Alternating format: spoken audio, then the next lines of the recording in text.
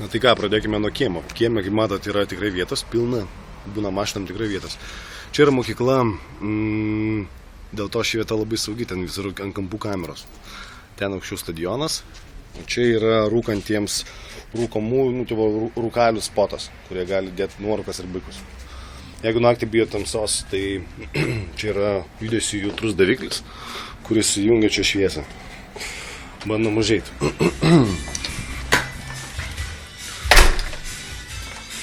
Na va, čia namai, čia tokia didelė spinta, blogai dar šviesos įjungsim.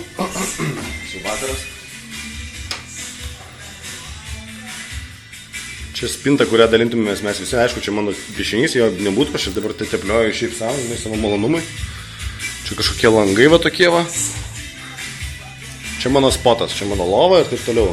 Čia šiaip ten foteliukas, jeigu ten atvarytų hebros ir panašiai, jie gali čia mėgoti. Kaip matote, čia yra arbatų kampelis. Kas čia dar gero? Čia yra mūsų šaldytuvas.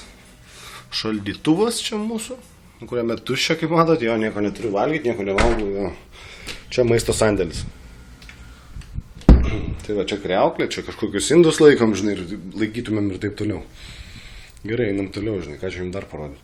Ten dar tame sandėliuke yra kitas sandėliukas daiktam, kokiem nors susidėt, kurie maišytųsi po kojom. Vonė. Čia štai vonė. Ten dušas, kur ten vyktų visas tipo, mūsų prausimosi veiksmas. Turkis. Čia va gyvatukas. Taip, toliau. Žiūrim, kas toliau. Nu, čia spinta, kuri va ten, pilna pakabų, aš ten užsipirkęs, nežinau, gal ten 150 pakabų, žinai, jos va, krūva pakabų laisvų. Mes čia visi jas dalindamės. Na tai va, štai būtų jūsų kambarys. Yra dvi lovos. Viena lova yra 2 metrai ant 2 metrų, o kita yra tokia lova. Na, aišku, dar ten yra papildoma lova irgi, jeigu ten hebra užsuktų ar panašiai. Štai komodytė. Lempos tokios kažkokios linksmai, žinai, čia aišku yra daug daugiau apšvietimo, jeigu reikia. Nu, dar viena komoda, kur galima daug daugiau daiktų susidėti. Ir tikriausiai tai būtų viskas. Gyventumėt su manimi, o aš ten toks visai žmogus, tipo, nežinau, sukalbamas ir mėgstantis pasitusinti. Va taip, va, žinai, viso gero. Ačiū už dėmesį. Va, dar veidrodis.